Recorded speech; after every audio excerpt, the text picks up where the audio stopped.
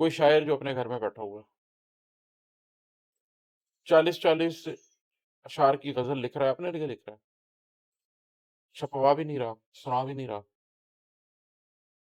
کوئی ایسا شخص جو چھپ کے کوئی نیکی کا کام کر رہا ہے. بڑی مثالیں دی جا سکتی ہیں اس کی. آپ کو جو ہیرے ملتے ہیں وہ دنیا میں چھپے ہوئے ملتے ہیں. کوئی ان کی حیثیت نہیں ہوتی. کوئی درزی ہوتا ہے، کوئی موچی ہوتا ہے، کوئی کہیں پر کلرک ہوتا ہے، کوئی کہیں پر پین ہوتا ہے. لیکن اگر آپ ان کی حقیقت جان جائیں اور وہ آپ کو اپنی حقیقت کے ساتھ کچھ وقت بھی دے دیں، تو وہ جو ان کی صحبت کا اثر ہے وہ آپ کے اوپر بڑا دیر پا ہوتا ہے. تو یہ اس تناظر میں ہے کہ ہم تو سمجھے ہو گئے روشن ہمارے وقت دوست. آج ایک درویش نے ہم کو دیا ہے وقت دوست. اور میں یہ بھی اس پہ واضح کر دوں کہ یہ جو درویشوں نے آپ کو وقت دینا ہے، انہوں نے آپ کو کوئی کسی سلسلے میں ڈال کے آپ کا قلب نہیں بدلنا. صحبت کی بات ہے کہ ایک صاحب کردار آدمی کے ساتھ جب آپ ملتے ہیں تو اس کی صحبت آپ کی ذات کے اوپر اثر چھوڑتی ہے، وہ بڑا دیر پا اثر ہوتا ہے. ایک اور شعر ہے، وہ بھی اسی زاویے سے ہے کہ دنیا میں صاحب کردار لوگ بھی ہوتے ہیں اور ابن الوقت لوگ بھی ہوتے ہیں.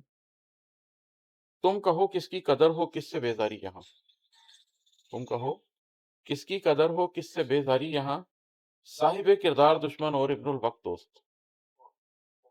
کبھی ایسا ہوتا ہے آپ کو کہ آپ اپنے ارد گرد دیکھتے ہیں کہ وہ سارے لوگ جو آپ کی سوچ سے ہم آہنگ ہونے کی بات کر رہے ہیں، آپ کے دوست ہونے کی بات کر رہے ہیں، وہ حقیقت میں آپ کے ساتھ کسی نہ کسی مقصد کی وجہ سے ہیں. اور کبھی ایسا بھی ہوتا ہے کہ آپ کا کوئی مخالف ہوتا ہے لیکن آپ اس کے کردار کے اوپر اشش کر اٹھتے ہیں کہ کاش میرے حامیوں میں ایسا کردار کسی شخص کا ہوتا. اور یہ چیز بڑی پرانی ہے.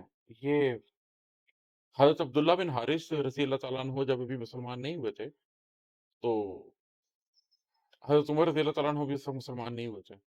تو حضرت عمر رضی اللہ تعالیٰ عنہ کی رات کو ان کو کہیں مکہ میں ملاقات ہوئی تو دیکھا کہ بے چینی میں بیٹھے ہوئے ہیں. تو ان سے پوچھا کہ آپ اس طریقے سے بیٹھے ہوئے ہیں تو کیا بات ہے. چھوٹے تھے پھر عمر میں. پوچھا کہ عبداللہ کیا بات ہے. تو حضرت عبداللہ رضی اللہ تعالیٰ عنہ کو یہ بات پتہ تھی کہ حضرت عمر کتنا مخالف ہیں مسلمانوں کے. تو وہ کھل کے نہیں یہ بات کرنا چاہتے تھے کہ آگے سے غصہ کریں گے. تو انہوں نے کہا کہ کیا انسان اس طریقے سے اپنی زندگی گزار سکتا ہے کہ اس کا جو دل ہے وہ تو کسی اور چیز میں ہو لیکن وہ ظاہری طور پر دنیا کے لیے کسی اور طرح کی زندگی گزار رہا ہو. تو حضرت عمر رضی اللہ تعالیٰ عنہ کو بات سمجھ آ گئی.